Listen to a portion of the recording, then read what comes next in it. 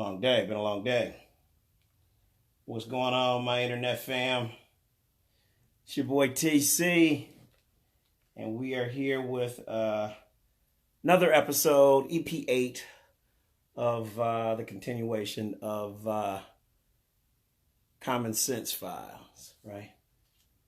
CS Files EP8 is about more conversation and dialogue on topics that should be common sense that may not be, and thus the title of the show, CS Files. So first of all, welcome to everybody who has decided to join.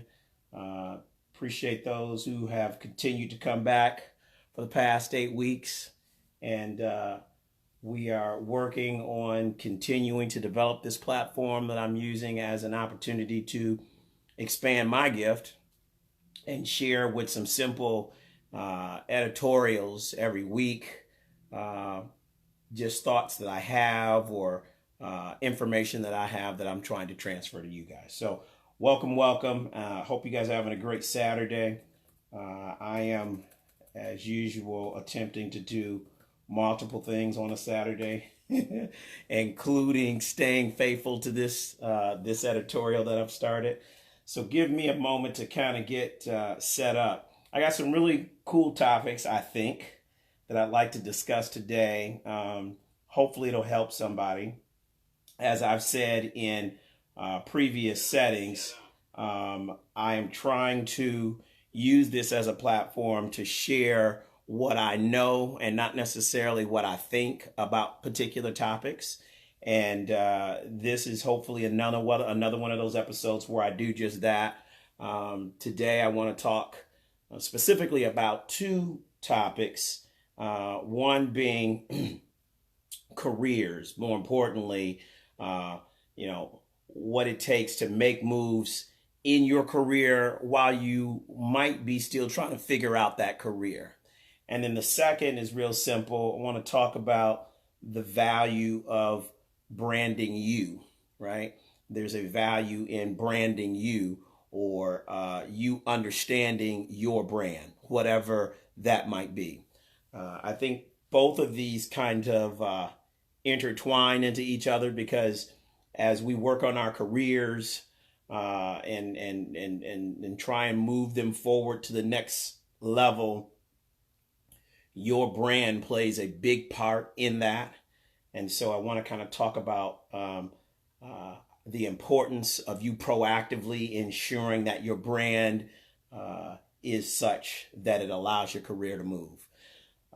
So when we talk about careers, I want to kind of kick this off by saying that this isn't necessarily about those who have chosen some form or profession that is working for them. This is about any of us, either in just a regular job or at the early stages of figuring out our career, but any of us who are trying to move to the next level in what we do to make money, right? So we're going to call it careers. It could be a professional career. It could be your business. It could be the job that you're at and where you see yourself going. There are some steps that I think we all should do to be proactive about how we move to the next level in that. This is an area that I think most of us deal with at later parts. Some of us deal with more at later parts in life than early, but either way, the foundation of it should be the same. Let me start out by, first of all, just saying hello to those who have joined early. This is still a very experimental platform for me. We do have the YouTube page up. And I think what I'm going to do in the near future is begin broadcasting live from the YouTube channel. That allows more people to come into this without having to be on Facebook or maybe even join to me on Facebook. So I'm going to be looking to do more of that as I move forward with the platform. I've gotten some really good feedback from people in terms of just the life skills that I've been able to share that have impacted people's lives. And so I'm really appreciative to that. But want to continue to hear more from you guys as we get into, this particular thing that I've launched. And I just think it has such great relevance because we're all trying to move to the next levels of our lives. And a little life skill coaching can't hurt. And this is also designed to be a platform, hopefully, that we can collaborate and share. I don't profess to know it all. I'm just a regular dude out here trying to do what I do, and want to share those things that have worked with you guys and hear from you on ways that I can actually improve as well. And then, like I've said so many times on this platform, this is my opinion. What I'm going to share doesn't necessarily make it right, but I promise you it's what I know and not what I think, right? So that's kind of the foundation. So a few shout outs. Of course, my mom, my brother Sean is out there, my Aunt Dorothy, Tyra Green, who I haven't seen in a while. Anthony Pope, Kenneth. Hey, Kenneth, I just shouted you or hollered at you on a little GMRS band a minute ago, man, and missed you. And Courtney, who probably may not know me, but this Courtney Santana is an amazing artist, has no clue probably who I am, but I used to run a market in Austin, Texas. And years ago, I was just kind of walking down the street and heard this amazing, amazing band playing in this little bitty small cornered venue outside. And this lady was singing her lungs out, blew me away. And I never forgot her. And every time I went to Austin, I tried to find that little band that she was in. And I think the last time I was in Austin, this was years ago, I think I was at the airport getting ready to fly out, and there she and her band was again. So Courtney, hello, and I hope that things are continue to go well for you. Stephanie Brown Mayfield, my other sister by another mother, and Cadenia Scott, my boy's sister there. Just again, appreciate anybody who has joined. This is also something where I want to make this thing interactive as we get into this. Some of these topics, I'll ask if there's anyone who would like to comment and come into this thing live. And if you feel like you have something to share, let's definitely do that for the sake of the audience, right? So let's jump into this because I'm already losing time, but I think it's important that I kind of reiterate what I am attempting to do with this platform, which is simply use my gift of communication and speaking at another level. So back to the topics. 2 topics I want to talk about real quick. First topic is career moves, making career moves while you're in your career. The first thing I want to do is share with you that I, as with many of you, am in a certain phase of my career. And like all of us, we are seeking to ultimately do better and take those things to the next level. Be it you're a small business today and you want to be a mid-sized business in 5, be it you're in the first phase of your job where you just became a manager or you're a director or you're a vice president. Everybody's trying to move to the next level. The thing that I think is common ground for most of us as we talk about progressing in our careers is the fact that there's some basic things that we need to keep in mind. One that I like talking about that I think is valuable for all of us is that in the process of trying to move to the next level or even figure out the next level, there's a golden rule that I've lived by that you've heard the saying, and I can adamantly say I know for a fact that it is the foundation, and that is doing what you gotta do until you can do what you want to do, right? No one's career or business or job automatically manifests itself overnight. There's levels to this thing. And in doing so, we cannot allow time, the time that it takes to get there, to rob us of the diligence that's needed in order for when the door opens to be ready. And so I'm a firm believer in making sure that along the way, you are doing what you've got to do until you can do what you want to do. That is to say, if you're aspiring to be some profession and you're not there yet, one of the things that you might be wanting to do is get into a profession that gets you close to that. Take a job in that industry that keeps you close to that. Don't completely negate working or doing something else until you get there for the sake of just being there. Now, I also don't want to promote stealing someone's dreams and aspirations. This is really more for my artist type friends. I've been around artists, and I come from a family of people who sing and could be recording artists, and some have pursued that. Um, that is in and of itself a commitment level that requires great tenacity. There's some recording artists here on our chat today. And the bottom line is, in the process of doing that, my wife always says when a person is young, that's all good when you're still at a place in life to where when you eat, you feed your whole family. Meaning you don't have a wife, you don't have kids, you don't have anybody who is dependent upon you. If that's where you're at in life, that is a very different commitment than if you're at a different place in life. You have children, you have a wife, you have someone who needs you, you have things that are your responsibility, and the thing that you're hoping for has not materialized yet. It's not to say stop chasing it. It's to say there is a time where we still need to do what we gotta do until we can do what we want to do. I'm really tough on men in this area, in the fact that I firmly believe that as men, we are built to be providers. Prior to our wives being in our picture, prior to children being in our picture, we should be building a foundation in order to have someone be a part of our world. And after those other very important people come into your world, it is the ultimate role, I believe, of a man to be a solid provider. Now, if your wife equally is a provider, I'm not knocking that. That's just a beautiful thing. If your partner is the one making the most money in the relationship, I'm not knocking that. That's just a beautiful thing. But I just believe that as a man, your ultimate role is still to be a provider. And therefore, the methodology that I'm talking about applies to us even more so, because we many times base who we are on what we do. And I'm saying it's okay to be on your way somewhere. And on your way somewhere, you still need a phone for somebody to call you and tell you about the job.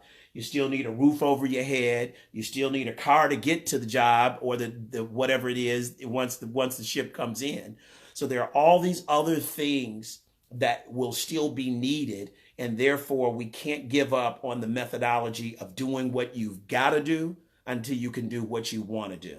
That's the foundation of making moves within a career or job or life in general, that I believe will provide us the longevity. Many times longevity is what's needed until the ship comes in. It's the staying power to stay the course of pursuing the dream and yet doing what you've got to do until you can do what you want to do.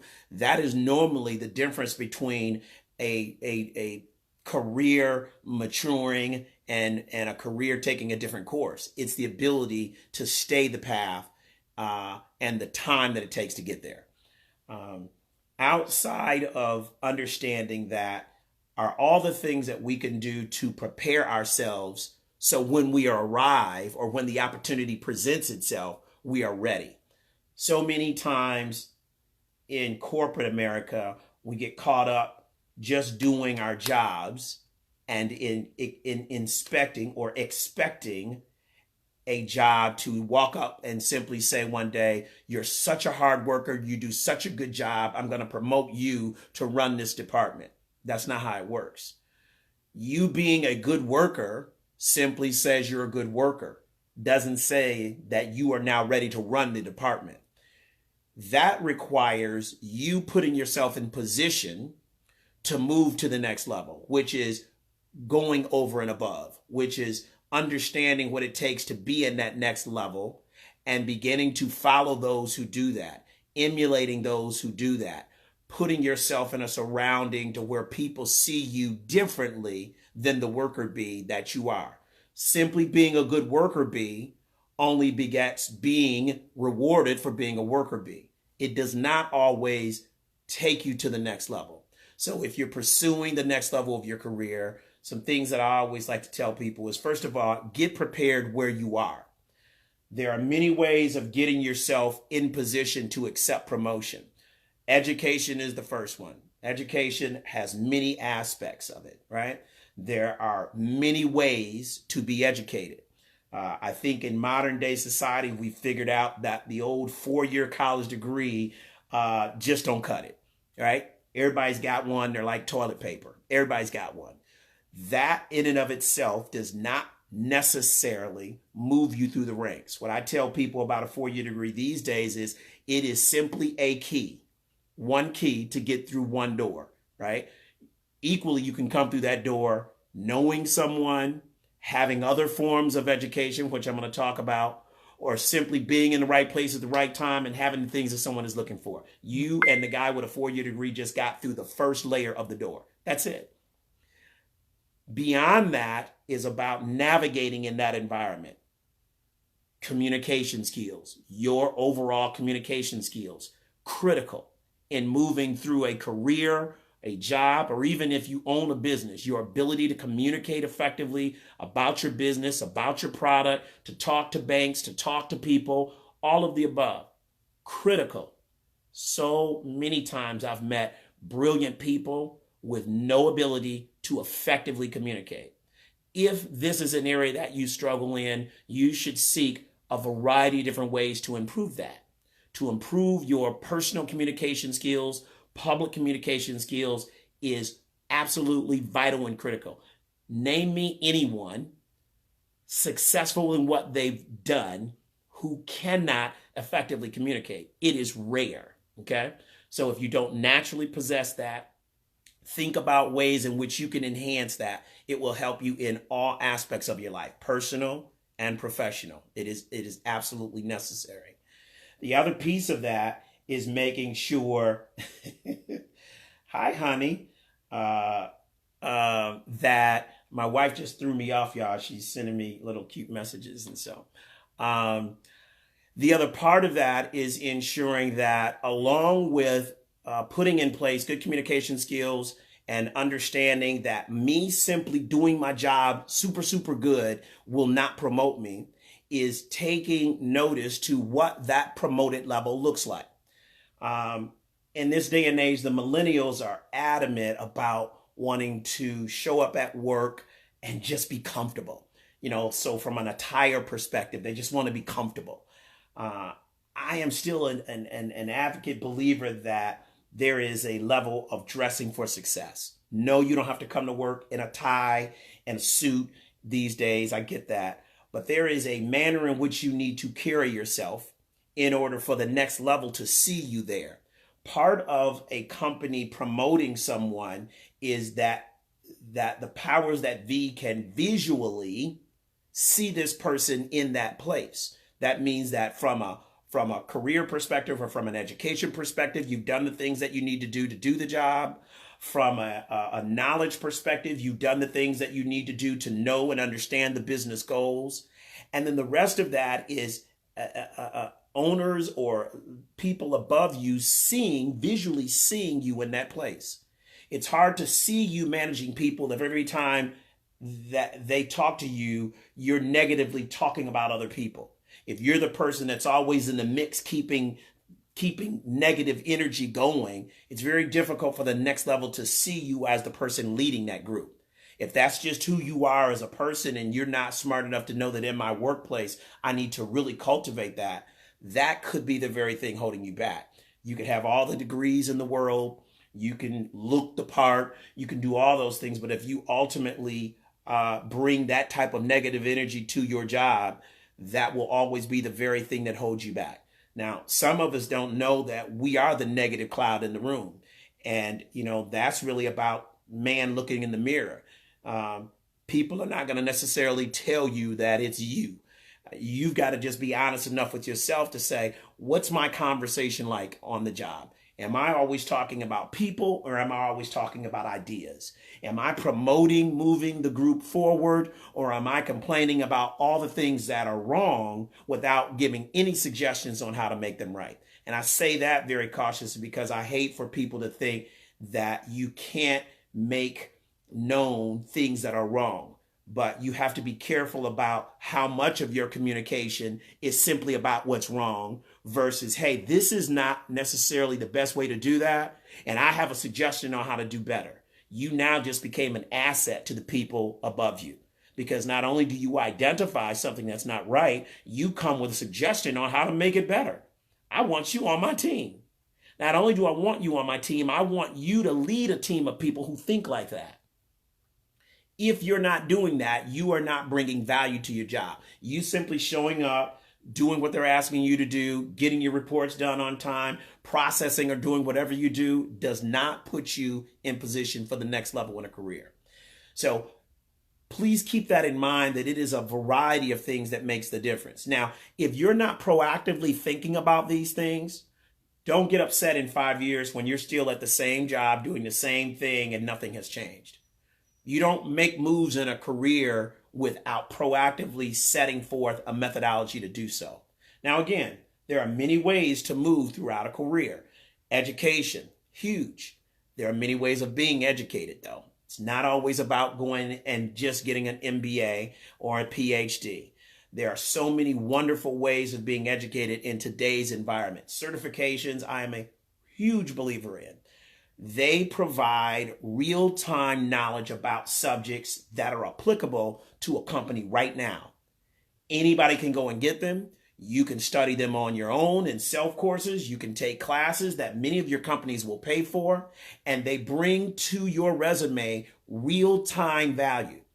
Even if you're attempting to get into a career field and don't necessarily have the university degree, certifications will bring real-time knowledge to your resume. And someone will look at you for that real-time knowledge over someone who has a 4-year degree from 15 years ago. So certifications is something that I think you should all explore. Whatever it is you're doing in your current job environments, certifications can bring value to you to give you a competitive edge. Outside of certifications, military. Military training is something that is different than anything anyone will ever get, because it's real time, hands-on, right now, classroom, real life, all combined in one. Those who have chosen not to pursue a straight college, university degree, and you're not sure where you're going, it worked for me. It became a place that allowed me to do it all simultaneously. So military backgrounds are highly viewed these days in the workplace. The one thing I tell people about military backgrounds, what it does is it proves to a person that you know how to get up on time, be somewhere on time, that you follow orders, that you understand the hierarchy of following orders, that you're a person that's going to grasp knowledge and take learning knowledge and apply it.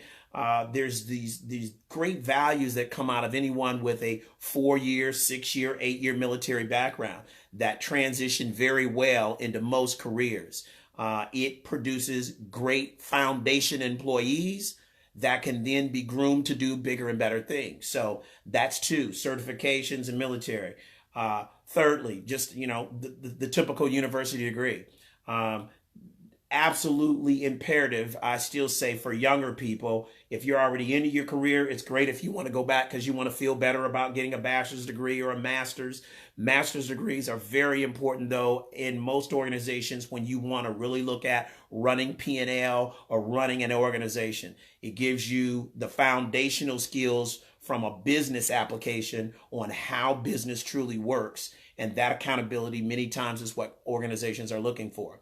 But along with that is, ensuring that you are choosing, young people, that you're choosing careers that bring ROI. What do I mean? If you're parents and you are going to go get $100,000 into debt for a degree, do the calculations in terms of what kind of job does that get you.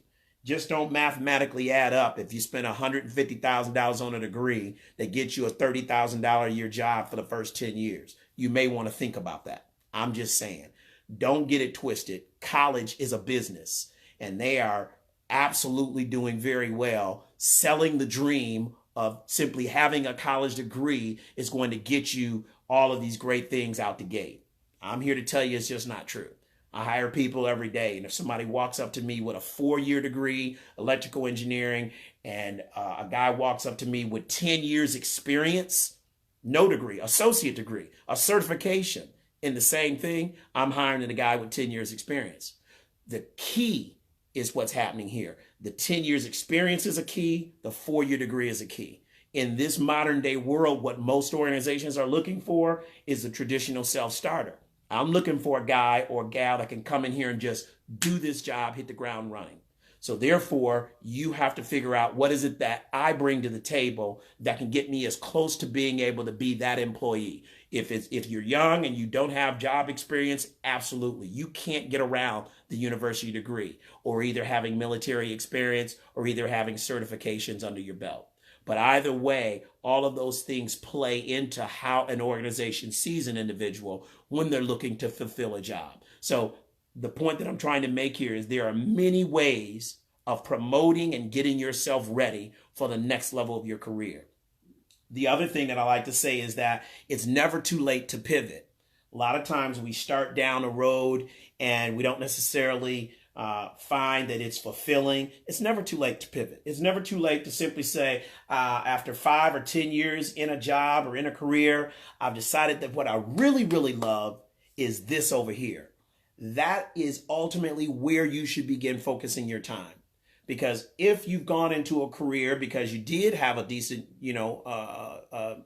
degree that got you paid well, and you're only there because the degree got you paid well, but ultimately it's not what you want to do, then you're going to be the individual that you show up, you do your job, but all of your spare time is spent searching and seeking and reading and being involved in something else.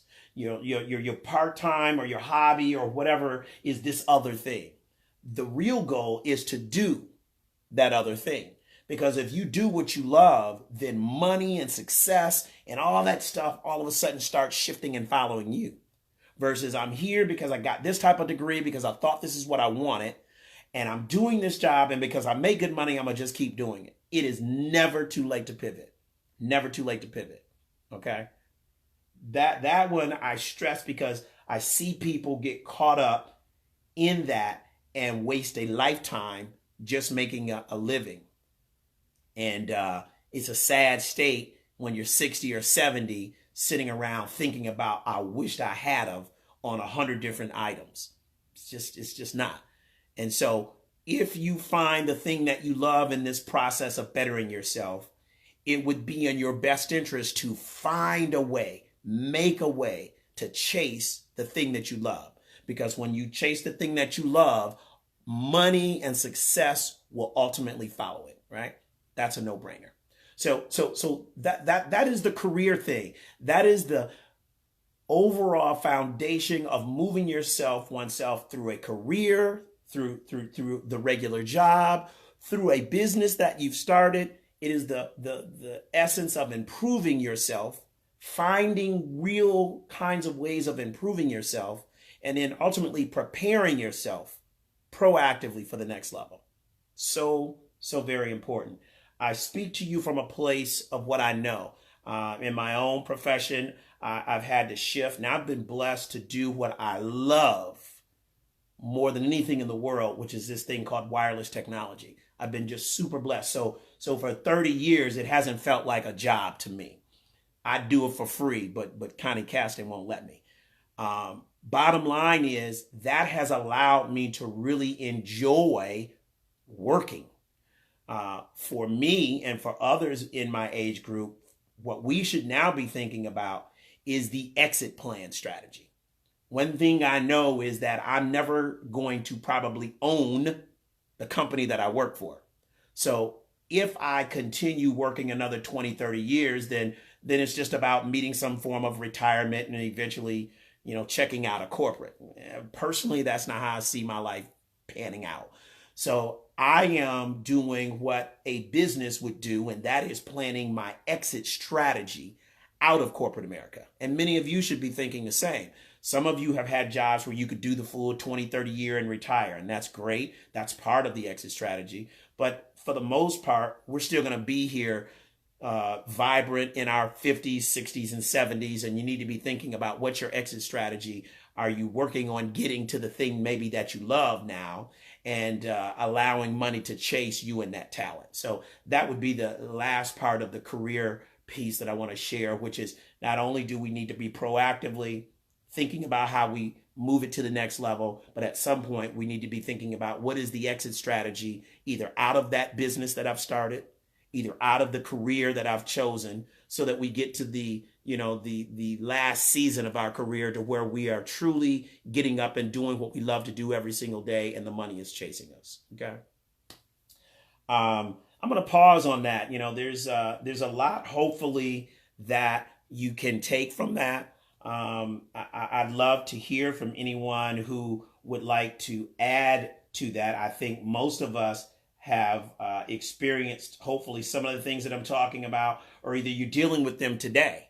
And so with that being said, if there's anyone who would like to come in live before I transition to the next topic, state that in your comment that you have something to share, and then I will bring you on live and allow you to share that with the audience. And I'll give you guys a minute. There's quite a few folks who have joined, backed in and backed out, but I really think that there's value in us having a collaborative conversation versus the monologue that comes from moi, right?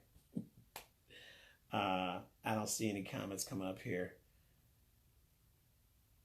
Again, I just want to thank you guys for joining. It's really been a pleasure to share things that I've learned with people who care enough to want to know. Everybody don't want to know, y'all. I learned a long time ago that people are at different places in life. Some people just enjoy getting up, doing whatever they do, very mediocre. And hey, I got a job and I got a car and I'm good. And guess what? I am not here to shake your groove. If that's what works for you and you want to stay right where you're at for 20, 30 more years, I am not here to shake your groove. I'm here to shake the groove of those who are trying to figure out how to get to the next level. I'm here to shake the groove for those who say, this is not good enough, right? God has promised me abundant lifestyle. Those are the people that I'm trying to talk to. So some of this ain't for everybody. I get it. And what I mean by that is it takes more than wanting to go to the next level. This takes the diligence of figuring out, because it's an individual path, y'all. I can't give you all the answers. Each one of us will have to figure this out for ourselves. And that's when it all starts coming together, right? Individual path, but using some of the foundational things that we're talking about. Okay, so let me talk about my second topic, which is the power of branding you. I've spoke to this in some times prior, and I have at T-Mobile, I used to do a training called the value of branding you, right? So many of us have heard of this concept. I don't think I'm saying anything new. I've taught it with teenagers as it pertained to smartphones and being on the internet, but it's equally important when we talk about our career. Branding you, or understanding the branding of you, is so critical because you are a brand. Whether you accept that or know that or think about that or not, you are, right? Just like Mercedes-Benz emblem is a brand, just like Nike and Nikon and Canon, and all these are brands, and they represent, initially by seeing them, something about whatever that product is. It tells a story. That means luxury. That means this, that means that. We individually are brands.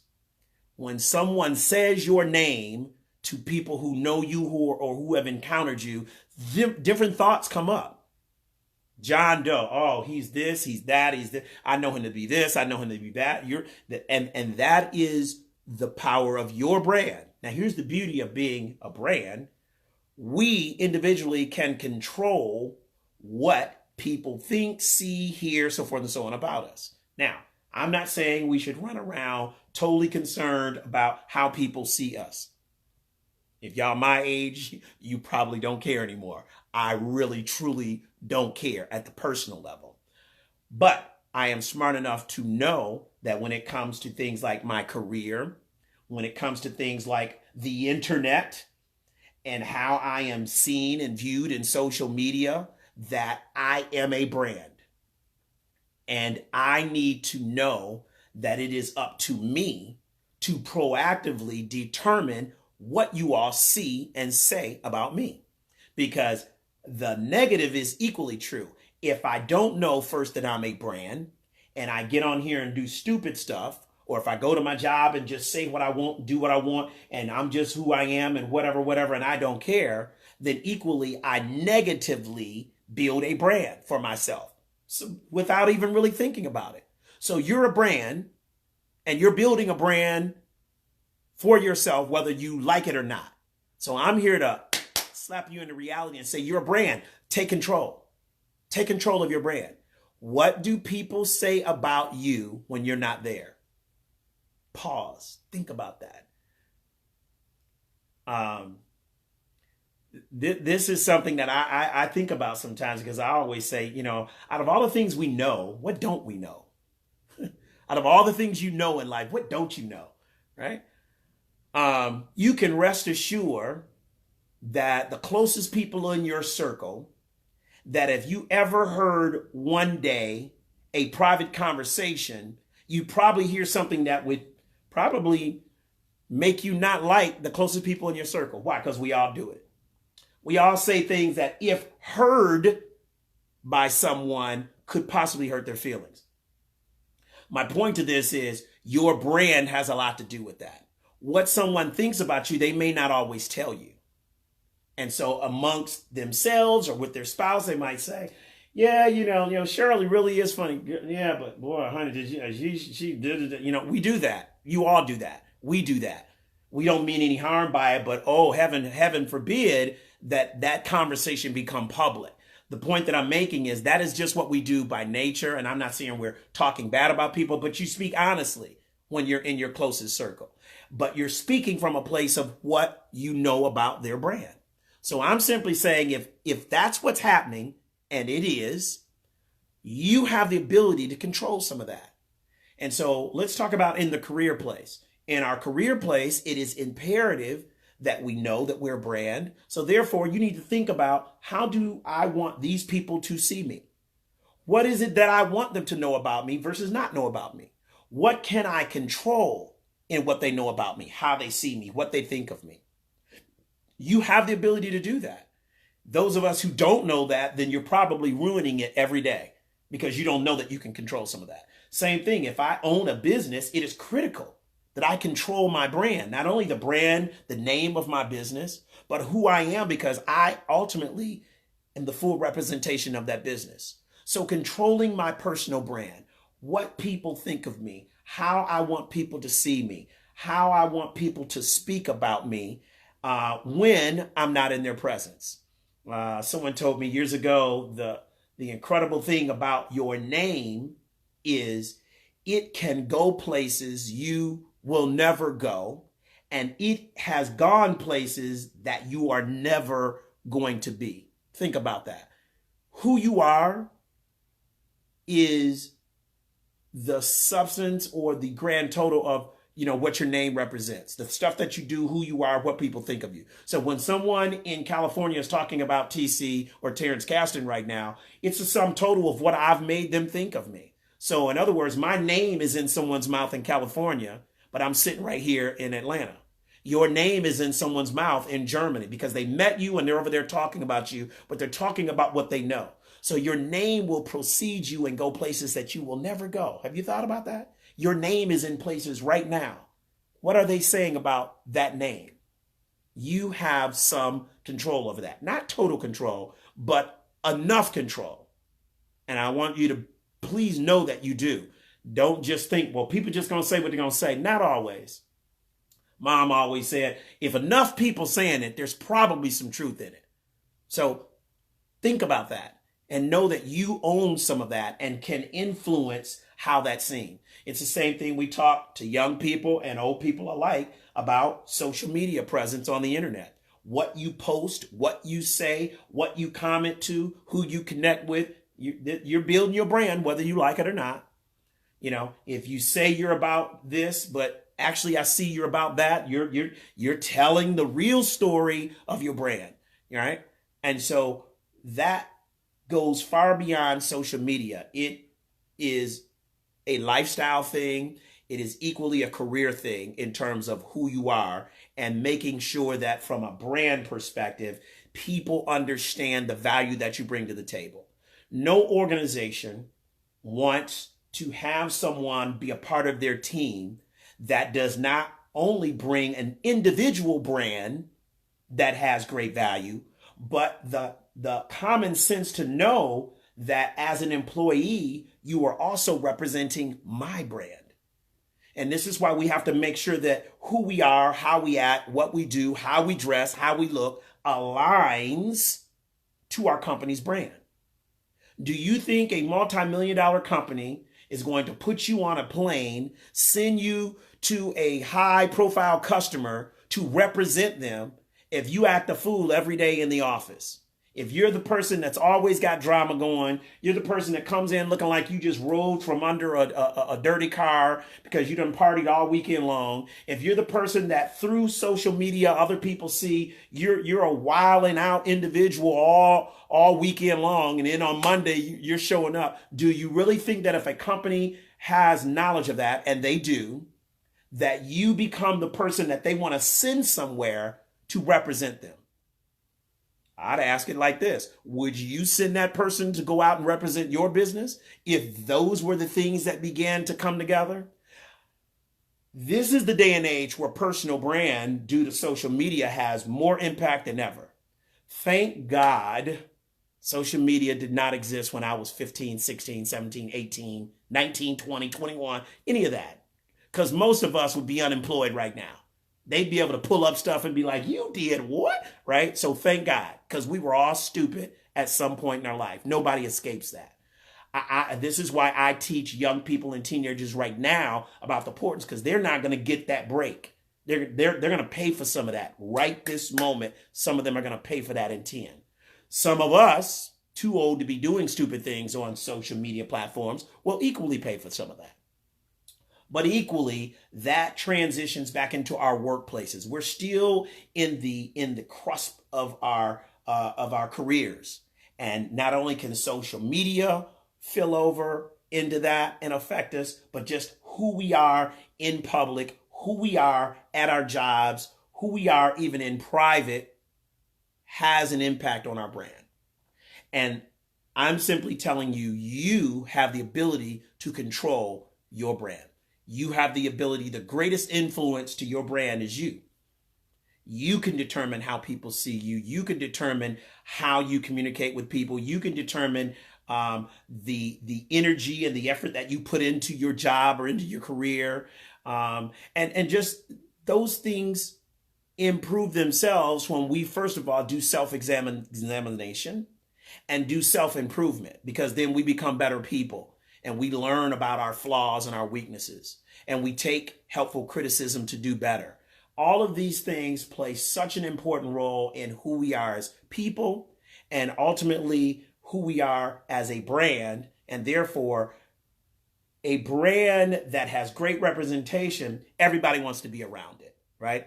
Everybody wants to drive a Mercedes-Benz, whether you can afford one or not, all because it's deemed as the best car, to drive. All right. So little did you know, there are some Mercedes-Benz that are crap, especially if you're driving a 30-year-old one just to have the emblem. My point, though, is the brand in and of itself makes people want it. Your brand should make people want to be around you. Your brand should make a company want to talk to you, to see what you can do, to see the value you can bring to them. Your brand should make your family want to be around you, right? As a father, you're a brand. What would your children say about you? As a mother, you're a brand. What do your children see you as a great brand as a mother? Every environment you're in, you have a brand that you're either working on, or if you're not working on, is working on you. Right? So protect your brand. It's the foundation of your name. Your name is something that far exceeds you, will go places you will never go, and can either make or break you. The power of your brand and your name is in your own hands. And as I've said so many times before, if you don't understand it, you are probably already abusing it. That which we don't understand, we will abuse. That which we don't understand, we will abuse. Your name is a brand. Please understand that. And if you're not treating it as such, please start today, right? That's going to do you good throughout every area of your life, starting at home, right? None of us are perfect. This should be a work in progress. And most importantly, we should be proactively thinking about, how do I make that better? How do I keep that solid? How do I keep my value high? I have friends that are celebrities, and, they do all kinds of different things. And a big part of fame for celebrities, of course, is their name. Their brand is tied to that. And they are always more valuable when they are perceived on top. And that's the tricky thing about a brand. Nobody wants to come to your aid when you're on the bottom, right? Celebrities, actors, and famous people protect that brand because deals come to you as long as they perceive you're doing good. Deals don't come to you when you appear to be broke, when you're no longer doing nothing, when you ain't been in a movie in 30 years, when you ain't released an album in 20, 30 years. Nobody's coming to you. They're only coming to you when you're hot. So a big part of what they do is always they're willing to spend the money to keep good press around them. They're willing to spend the money to give the appearance that their brand is still hot, that they're still, even if they're struggling, they got to keep that brand at a certain place. Now, I'm not saying you need to be spending money trying to be something that you're not. I'm not talking about that. But I'm talking about understanding that you are a brand and you always want to be shown in the best light. Okay? Hopefully that helps somebody. I mean, these are things that I deal with every day as I manage a team of people, as I work with people, as I coach with young people, even with my own children. These are foundational things that will transcend a job and a career, but they will improve our lives if we give time and attention to them, right? Hopefully that helps somebody. Hopefully those were some things that you maybe you knew, but you hadn't quite heard it in a little bit. I don't think I'm talking about anything here that's rocket science, but hopefully I'm giving you all some foundational things to think about more, right? I don't think there's anything that I've addressed that should be complete rocket science, although some of us may have heard it positioned that way for the first time, right? So let me do this. We have about 8 minutes left, and hopefully you've enjoyed these topics. And if you missed the first half, please go back and take a look at it. I decided to push this one and push it back to an hour. I'm still trying to figure out what's right. Should these be 30-minute episodes? Should they be 1 hour? I'm never going to do more than 60 minutes. So I decided to just push this one back. Last week, what I did was 2 topics and did 30 minutes. This time I did 2 topics for 60. Again, I'm just filling it out. I need you to tell me too. I need you to say, that is too long. I do not have an hour to listen to you on Saturday, right? Or I think 30 minutes is a much better show because I would be more apt to listening to that. But I also want you to understand that part of what I'm building is also a podcast content as well. So I need to have at least a 30 or 60-minute show because as the podcast is built up, I think people a little bit more to listen to a 60-minute in your ears versus trying to watch us here. So just think about all that. But I really, really, really need y'all to just tell me, TC, this sucks and you are wasting my time on Saturdays. Or say, TC, you know what? I caught something that really made a difference in my life. Or I heard something for somebody else and either shared it with them, because you can steal shamelessly. You can steal shamelessly. If you heard something here, just give me the credit once, and thereafter you could say it was you. Or just send my video to them. I don't know, but I'm here to learn from you as much as try and give to you. Okay. So with that being said, I'm going to ask again because I don't want to use this video capture moment and pull people in who may not be ready to talk live. Anyone out there who would like to come in live and share your comments about what we've discussed here today. If there is, I simply need you in your little comment box to say, yes, I'd like to share, right? Or just say share. And if you do that, then I will go to my phone and bring you up live and we can chat. And it's okay if you don't.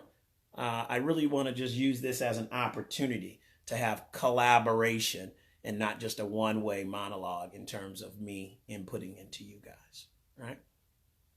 So I'm going to wait for a little bit and see if there's anyone who is actually interested in joining. I really, really, really appreciate you guys hanging out with me today. And again, if you're just joining, go back and listen to the entire feed. And please, please, please give me your feedback. Tell me what you think. You hate it, you like it, you wish we could do it this way or that way, because this is a work in progress for me. And I'm really not sure where it's going, but I'm really having a lot of fun playing with it, right? What's up, Karan? I see Karan and one of my coworkers, old Marcus Aponte, joined. I don't know if he's still there. I want to shout him out, though. And, of course, my faithful, diehard buddy, Lynn, popped in. And, of course, he gave some comments there about social media is your brand. You know, great comments. And Lynn said, you know, especially if you're working on being an elected person. So some of y'all with some possible aspirations of politicians or politics, this brand thing is serious, as you can imagine, right? Hate for you to have to try to go back and unravel some life just to get elected. So this is where we can get it right on the front end and hopefully have a much more successful back end.